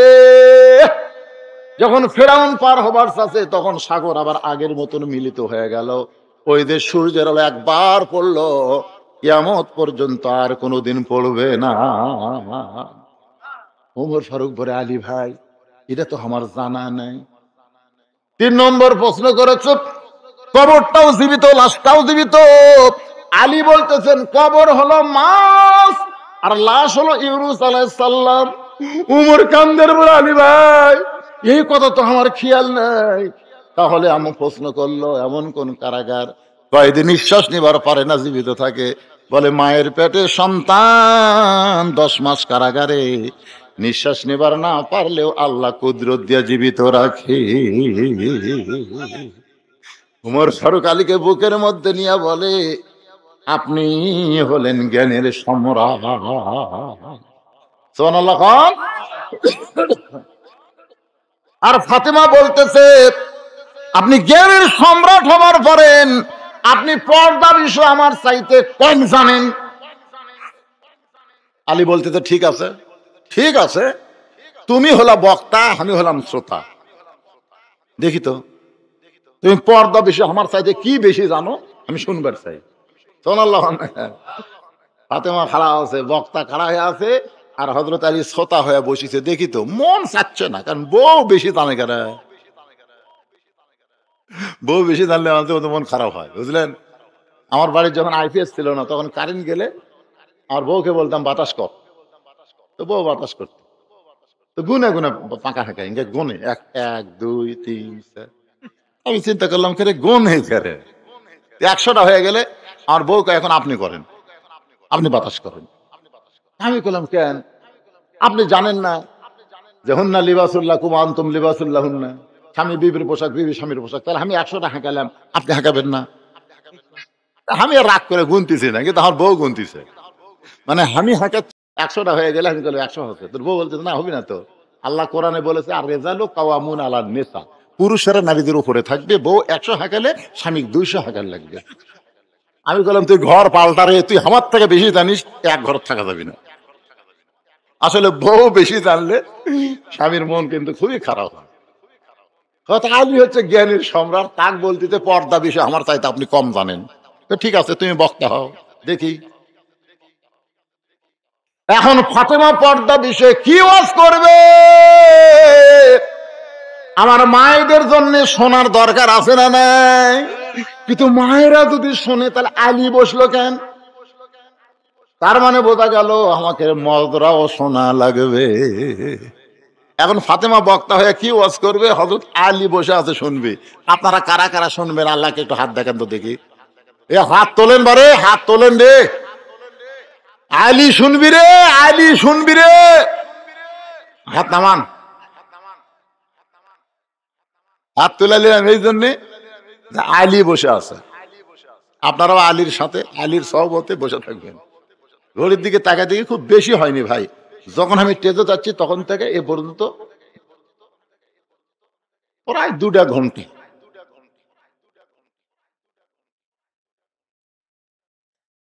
এরা বুঝবার পারতেছে না কটা সময় উঠছে, এখন বাঁচতে করা, ঘড়ির দিকে তাকায় কিন্তু কটা বাজা, 11টা বাজে, 9টা থেকে 11:15 কয়টা হয় রে? 2 ঘন্টা হবে তো আজ হয়নি, আরো 1 ঘন্টা হবে, তা কি আছে?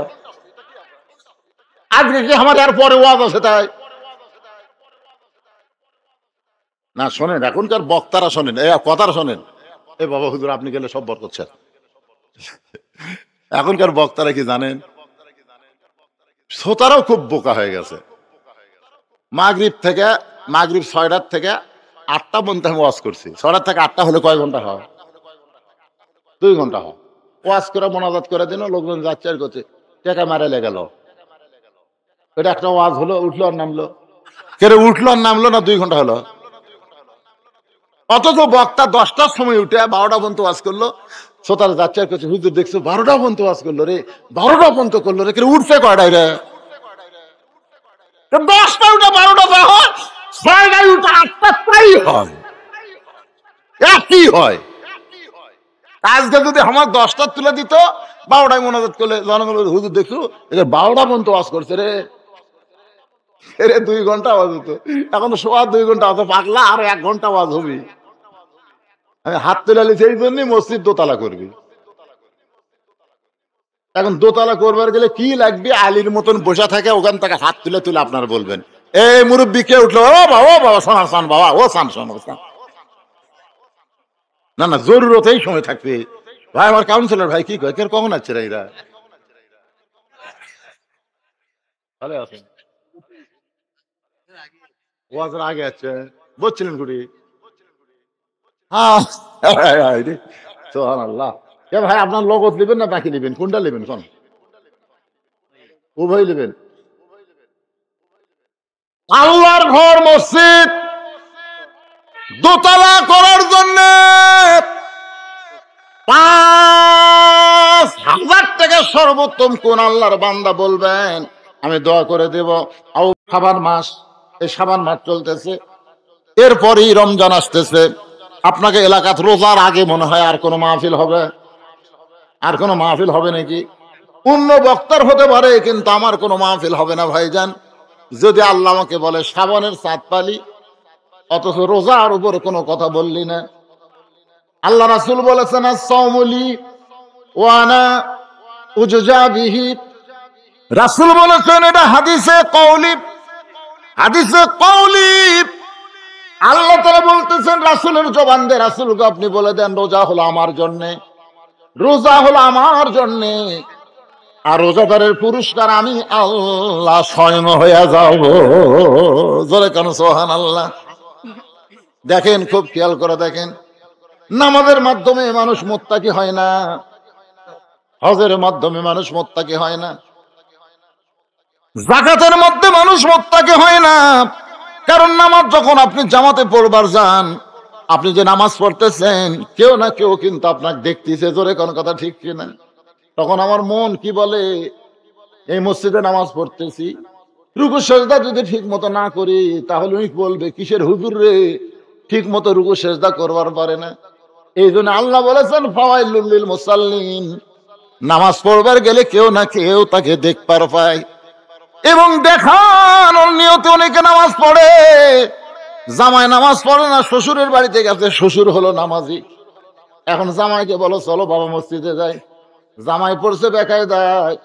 এখন কি করবে? শ্বশুরের ভয়ে জামাই নামাজ পড়বার যায়, কারণ শ্বশুরের কোনো বেটা নাই, খালি বেটি। মরা গেলে সব জমি তো জামাই খাবি। জোরে কোন কথা ঠিক কিনা? হজ করে মানুষ, মানুষকে দেখানোর জন্য করে, আবার আল্লাহর জন্যও করে। আল্লাহর জন্য করে এমন হাজি খুব কম, মানুষকে দেখানোর জন্য করার হাজি বেশি। হজ করার পরে যদি হাজি না কয়, তাহলে রাগ করে, কেরে এতটা লাখ টাকা করে হজ করার হাজি কর পারিস না। হাজি না বললে মন খারাপ হয়। তার মানে কি বোঝা গেল? হজ আল্লাহর জন্যও করে, আবার মানুষকে দেখানোর জন্য করে। মানুষ যাকাত দেয়, বাংলাদেশে যাকাত দেওয়ার কোনো সিস্টেম নাই। যাকাত যেদিন চালু হবে বাংলাদেশে কোরআনের আইন দিয়ে, সেদিন প্রত্যেকটা গরিব থাকবে বাড়িতে, আর যাকাত ওয়ালারা গরিবের বাড়িতে যায় যায় যাকাতের টাকা পৌঁছায় দিবে। জোরে কোন কথা ঠিক কিনা?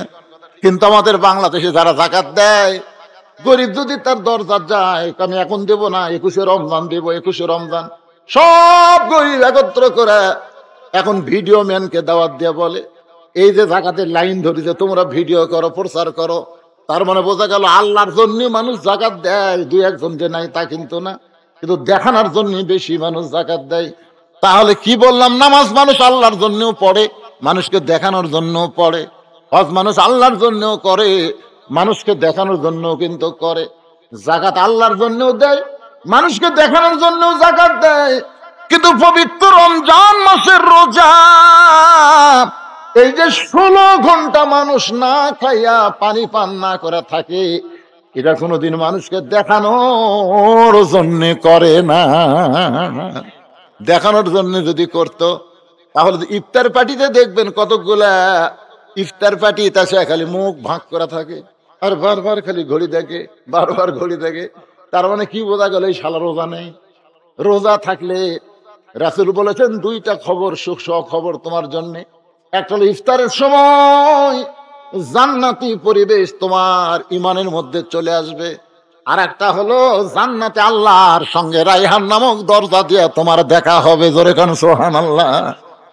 রোজাদার, এই যে আল্লাহ বলতেছেন কুতিবা আলাইকুমুস সিয়াম কামা কুতিবা আলাল লাযিনা মিন ক্বাবলিকুম লাআল্লাকুম তাত্তাকুন, তোমাদের উপর রোজা ফরজ করা হলো, তোমাদের আগেও রোজা করেছে, আর এই রোজার কারণে তোমরা মুত্তাকি হবা। কেমনে? যখন তুমি বাথরুমে গোসল করবার গেলে, ওই গোসল করার সময় তোমার তো দরজা বন্ধ, জানলা তো বাথরুমের নাই। এখন গরমের দিনে চৈত্র মাসে রোজা, মাথার উপর দিয়ে পানি ঢালতেছেন, মন বারবার বলতেছে, তোর কলিজার মধ্যে তৃষ্ণা ছটফট করতেছে, কেউ দেখবে না রে, এক জগ পানি খা, এক জগ পানি খা। মুখের মধ্যে যদি হঠাৎ পানি যায়, ওয়াক ওয়াক করে ওই পানি বার করে দেয়, ফেরেশতা কয় মাবুদ জানলা নাই, দরজা বন্ধ করে তোমার বান্দা মাথায় ঠান্ডা পানি ঢালতেছে, কলিজার তৃষ্ণায় ছটফট করতেছে, এরপরও এক ফোঁটা পানি মুখের মধ্যে যাওয়ার দেয় না। আল্লাহ কয় ফেরেশতা সাক্ষী থাক, এ রোজা বান্দা নিজের জন্য করে না রে, রোজা আমার জন্য করতেছে। আর এই রোজার মধ্যেই মানুষ মুত্তাকি হয়, কেউ না দেখলেও তার ঈমান বলতেছে আমার আল্লাহ দেখতেছে। এ দেখে, হ্যাঁ, এই জন্য রোজা কার জন্যে? আর পুরস্কার কে দিবি? সেই পুরস্কার কি হবি? আল্লাহ স্বয়ং নিজে হবি। জোরে কোন সুবহানাল্লাহ। রোজা আমার, আমি হলাম রোজাদারের। জোরে কোন সুবহানাল্লাহ। আমজাদ হোসেন বাদশা ভাই, ভাই কুটি, সে ভাই কুটি মন্ডলপাড়া আমজাদ হোসেন বাদশা ভাই 50,000 টাকা করে বলেন মারহাবা। 1,000 টাকা তার মধ্যে নগদ দিছে, আর 49,000 টাকা বাকি। আমরা সবাই তার জন্য একটু প্রাণ খুলে দোয়া করব। আল্লাহ যে নিয়তে দান করলো তার নিয়ত নিকাশা কবুল করেন। আপনজন কবরে গেলে কবরগুলোকে জান্নাতের টুকরা বানায় দেন। বেশি বেশি দান করার তৌফিক দেন। দারবের খাতায় কবুল করে ওসমান গনি রাদিয়াল্লাহর সঙ্গে আল্লাহ যেন তারা জান্নাত দেয়। জোরে কোন আমিন। এরকম দুই এক পার্টি আর আছে। আপনাকে যে বাড়ি থাকতে দিল ওই বাড়ি আলা বলে সিঙ্গাপুর গেছে। হ্যাঁ, ওটাই দিল। মানে মসজিদের সভাপতি, সেক্রেটারি, কেশিয়ার সব ছেলে দিচ্ছেন আপনারা। মানে এটা আদায় যে দুই ভাবে হয়, এই জন্যই তো টেনশন। একটা খিলে দিলে আদায়, আর একটা হলো না খিলে আদায়, বুঝলেন? শোনেন, এসআর হানিফ গাড়ি গেলে গাড়ির টিকিট গাড়ির মধ্যে বিক্রি হয় না কাউন্টারে হয়? এরা কাউন্টারে কাম সারছে, বুঝছে? এরা দামি গাড়ি দেয়, এজন্য কাউন্টারে টাকা কামাই করছে। এখন ওই বাসের মধ্যে যে যেটা খুশিয়া মুছিয়া যা হয় ব্যাগত করে নিয়ে যাচ্ছে, গুনতিছে সব 10 টাকা 20 টাকা দেয় না। আলহামদুলিল্লাহ, আলহামদুলিল্লাহ। আর কতক্ষণ হযরত আলী বসে থম ভাই? না না, 1 ঘন্টা ওয়াজ চুক্তি নাকি রে পাগল? অসুস্থ মানুষ আপনাকে উপজেলা চেয়ারম্যান কি করলো? জীবনে শেষ ওয়াজ হতে পারে, আর হয়তো আমার সাথে দেখা নাও হতে পারে। আসেন মন খুলে কথাগুলো শোনেন। যারা চলে গেল এই ওয়াজ থেকে তারা বঞ্চিত হয়ে গেল। ফাতেমা ওয়াজ করতেছে, আর হযরত আলী শ্রোতা। ফাতেমা বলে, স্বামী গো, পর্দা বিষয় আমার চাইতে আপনি কম জানেন, এই কথা বলার কারণে আপনি রাগ করে বসে আছেন। আলী বলে, ফাতেমা তুমি কি জানো কও। ফাতেমা বলে, স্বামী আমার 1 নম্বর প্রশ্ন হলো, দরজায় যেগুলো মেয়ে মানুষ দাঁড়ায় আছে আপনি কি তাদের চেনেন? শোনেন, মারাত্মক কথা কিন্তু। এর কথা কি কয়? এই বাবা, এই শোনো, মারাত্মক কথা। দরজার যে কটা মেয়ে দাঁড়ায় আছে আপনি কি তাদের চেনেন? আপনার কোন তো এই কথাটা ফাতেমাতে হয়তো আলী বললো, এর মধ্যে কি গুরুভেদ? সে গুরুভেদ আমি বুঝেছি ভাই। একবার বইয়ের কাছে খালি কছি, আমার চাওয়াতো ভাইয়ের বউ ভালোই সুন্দরী বারে, আমার চাওয়াতো ভাইয়ের বউ ভালোই সুন্দরী। যেই কছি বউ আমার কাছে সরে যাও, সরে যাও কে? আপনি কবে থেকে লুচ্চা হলেন? কার বউ সুন্দরী সেটাই যদি দেখেন তাহলে আপনি কিসের মৌলবি? আমি সেদিন তো কান ধরে তওবা করছি, দুনিয়ার যদি কোনো সুন্দরী মেয়ে দেখি আমার বউয়ের কাছে আমি গল্প করবো না। না দেখবো না, যদিও দেখি কিন্তু এর কাছে গল্প করা যাবে না, কেন বইয়ের কাছে সব গল্প সাটে না।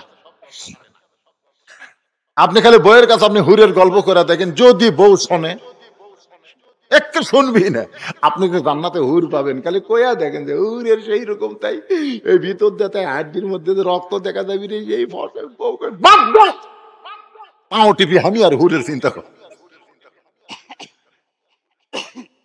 ফাতেমা এমন একটা কথা বলেছে, হযরত আলীর মাথা ঘেলু আছে, যখন আছে না নাই।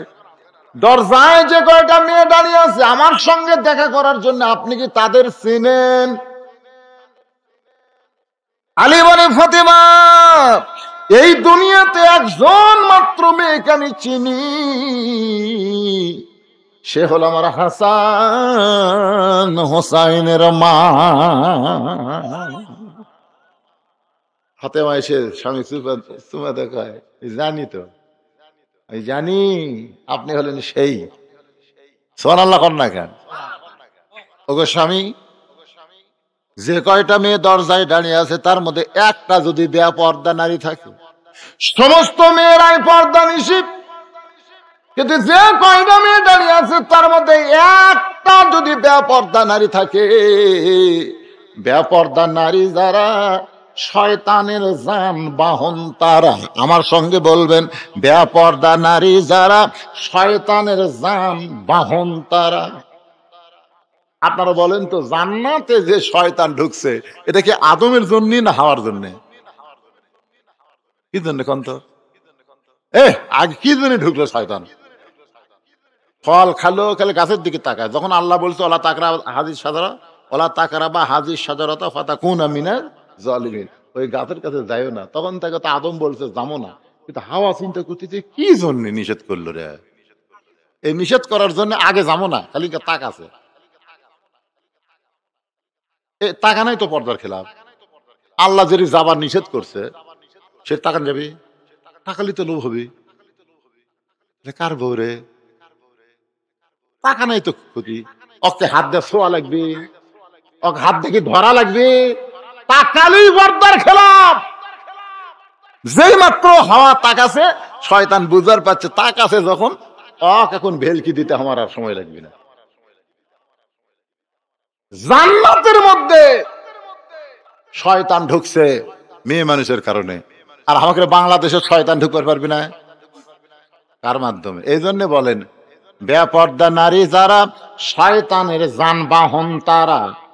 কওয়া লাগবে রে ভাই রে, যারা গেছে যুবকেরা সবচেয়ে গেছে, আপনারা একটু যুবক হন। আমি যে বলবো বেপর্দা নারী যারা, আপনারা বলবেন শয়তানের যানবাহন তারা। বেপর্দা নারী যারা, কথা কর পারে না তাও হো করতেছে। শয়তানের যানবাহন একটা বেপর্দা নারী। এই নারীদের সঙ্গে যদি আমি ফাতেমার কাছে আসে, আর যদি আমার নাকের সাইজ, আমার মুখের সাইজ, আমার দাঁতের সাইজ, আমার গায়ের রং, কারণ বেপর্দা নারী সবসময় পর পুরুষের কাছে যায়। পর পুরুষের কাছে গিয়ে যদি বলে ফাতেমার নাকের সাইজ এরকম, মুখের সাইজ এরকম, দাঁতের সাইজ এইরকম, তাহলে বলো তো স্বামী, আপনার ফাতেমা যে পর্দার ভিতরে থাকলো, এই থাকা লাভটা কি হলো? ফাতেমা যে পর্দার মধ্যে থাকলো, এই ফাতেমার চেহারা দেখার পরে যদি পর পুরুষের কাছে নারীটা রিলে করে দেয়, তাহলে পর্দার মধ্যে ফাতেমা থাকা কি লাভ হলো? কারণ ফাতেমা এমন পর্দা নিশি গো, গভীর রাত্রি মৃত্যুবরণ করেছে। গভীর রাত্রি কিন্তু তার দাফন হয়ে গেছে। হযরত আলী ফাতেমাকে দাফন করার পরে আল্লাহর কাছে কান্দেল, বলে আল্লাহ, সেই ফাতেমা খাটনিতে চললো না, পরপুরুষের কান্দে চলবে না বলে ফাতেমা খাটনিতে চললো না। যে ফাতেমা স্বামীর দোয়া নিবে, মানুষের দোয়া নিবে না, এই কারণে জানাজা হলো না। যেই ফাতেমাকে আমি স্বামী নিজে কবর মাটি দিয়া তোমার কাছে কান্দি গো আল্লাহ, হাসান হোসেন মাকে, ফাতেমাকে তুমি কবুল করে নাও। আলী বয়ান করে, এ দোয়া শেষ করে তাকায় দেখি সামনে কয়েকটা পুরাতন কবর দেখা যায়। এই মাত্র ফাতেমার কবর দিলাম, সেই কবরটা কোন জায়গায়? গোটা জান্নাতুল বাকির মধ্যে হযরত আলী দৌড়াই, ফাতেমার কবর, ফাতেমার কবর, ফাতেমার কবর কোথায় রে? কে যেন ডাক দে, বলে আলী। ফাতেমা পরদানিসি, আমি আল্লাহ জোহরা ডিগ্রি দিয়া ফাতেমার কবরটাকে কিয়ামত পর্যন্ত পর্দা করে দিয়েছি।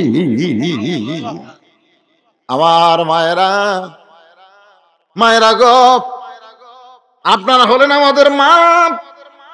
আপনাদের পেটের ভিতর থেকে নবী আইছে, আপনাদের পেটের ভিতর থেকে আল্লাহর ওলিরা আইছে, আপনাদের পেটের ভিতর থেকে আগামী জেনারেশন ইসলামে আন্দোলনের কর্মীরা আসবে। ওগো মা, বড় দামি গো আপনারা মা, এই জন্য পর্দার ওয়াজটা আপনাদের সামনে কমপ্লিট করে দিলাম। ফাসাল্লি লিরাব্বিকা, 1 নম্বর নামাজ, মসজিদ করতেছেন, 5 ওয়াক্ত নামাজ পড়বেন, নারীরা পর্দায় থাকবেন। এই পর্দাটা হলো আমাদের জীবনের সবচাইতে বড় কুরবানি। কুরবানির কথা বলা হয়েছে, ওয়ানহার মানে কুরবানি। তাছাড়া হাউজে কাউসারের পানি পান করা যাবে না। এই কুরবানি মানে কি? আল্লাহ নবী মসজিদে নববীর মধ্যে বসা, 2টা বাচ্চা এসে নবীর 2 পাশে দাঁড়ায় গেছে। একটার নাম হলো মুআজ, একটার নাম হলো মুআব্বিস। ইয়া রাসূলুল্লাহ, শুনলাম হুজুর বদরের যুদ্ধ হবে, আমরা সেই যুদ্ধে কুরবানি হওয়ার চাই। সাল্লাল্লাহু বলেন, আল্লাহ রাসূল বলে তোমাদের বয়স কত? বলে হুজুর বয়স যাই হোক না কেন, হুজুর আমাদেরকে আপনি কবুল করেন। আল্লাহ নবী বললেন মাপে না হলে তো হবে না, বেলাল মাপের লাঠি নিয়ে আসো। হযরত বেলাল মাপের লাঠি নিয়ে আসলো। বড় ভাই মুআজ দাঁড়ায়া লাঠির চাইতে 1 ইঞ্চি ছোট। রাসূল তাকায় তাকে পায়ের বুড়া আঙ্গুলে ভর দিয়া দাঁড়ায় গেছে, মাথা বরাবর লাঠি হয়ে গেছে। মুআজ বলে হুজুর দেখেন মাপে কিন্তু আমি হয়ে গেছি। আল্লাহ রাসূল কয় তোমার পায়ের গোড়া কোথায়? তুমি বুড়া আঙ্গুলে ভর দে লাঠি পর্যন্ত হয়েছে। মুআজ কান্দার বলে রাসূল ওরা ফাইনাল একা জিকরা, হুজুর উপর দিকে তাকাবেন, নিচের দিকে কেন তাকাইলেন? হুজুর গো মাপ পর্যন্ত হয়েছে কিনা আমাকে আপনি কবুল করে নে। রাসূলের 2 চোখ দিয়ে দর দর করে পানি পড়তেছে। আল্লাহ গভীর রাত্রে মক্কা ছেড়ে মদিনায় আইছে গো আল্লাহ, মক্কার কাফেরেরা মদিনা আক্রমণ করবার চায়, আর মদিনার কিশোর বাচ্চা মুআজ তোমার জন্য নিজের জীবনকে কুরবানি করতে চায়। রাসূল বললেন মুআজ তোমাকে আমি কবুল করে নিলাম। মুআব্বিস বলে ইয়া রাসূলুল্লাহ আমিও কুরবানি হবার চাই। মুআজ কয় আমার 3 বছরের ছোট ভাই। আল্লাহ রাসূল বলে মাপের লাঠির কাছে খাড়া হও, লাঠির চাইতে আধ হাত ছোট, উই তোর বুড়া আঙ্গুলে ভর দিয়ে লাঠি বরাবর হওয়ার পারে না। আল্লাহ রাসূল বলে মাপে না হলে তুমি হলে না, যাও বড় হও, সামনে আরো কুরবানির টাইম আছে। মুআব্বিস কান্দের বলে কেরে মুআজ ভাই কি গল্প হলো, একসঙ্গে আয় আমার কাছে আয়। কাছে এসে বলতে যে ভাইজান কি কি বলবি? বলে রাসূলকে যদি ডান দিক থেকে ওরা তরবারি মারে তুই ডান দিকে ঢাল হবি, কিন্তু বাম দিক থেকে যদি তীর মারে বল তখন বাম দিকে কে দাঁড়াবে? আমাকে দাঁড়াতে হবে। বলে তুই যে মাপে হোসনি। বলে আমি একটা কৌশল করব, তুই মুখ খুলবি না। বলে কি কৌশল? এবার মুআব্বিস কুরবানি হওয়ার জন্য বলে রাসূলুল্লাহ আমার ভাই মুআজ লম্বায় বড় হওয়ার পারে, কিন্তু শক্তিতে আমার সঙ্গে পারে না, শক্তিতে বড় দুর্বল। আপনি কুস্তি লাগায় দেখেন, ও কিন্তু আমার সঙ্গে পারবে না। মুআজ বলতে কে রে মুআব্বিস মিথ্যা কথা বলিস কে? কই মিথ্যা সত্য কি নবীর সামনে প্রমাণ হবে আয়। এবার 2 ভাই কুস্তি লেগে গেছে। ছোট ভাই বড় ভাইয়ের কানে নিচ থেকে বলতেছে ভাইজান তুই তো মাপে হয়ে গেছিস ভাই, এখন ইচ্ছা করে আমাকে একটু বুকের উপর উঠায় দে, আমরা 2 ভাই নবীর ঢাল হয়ে দাঁড়াবার চাই।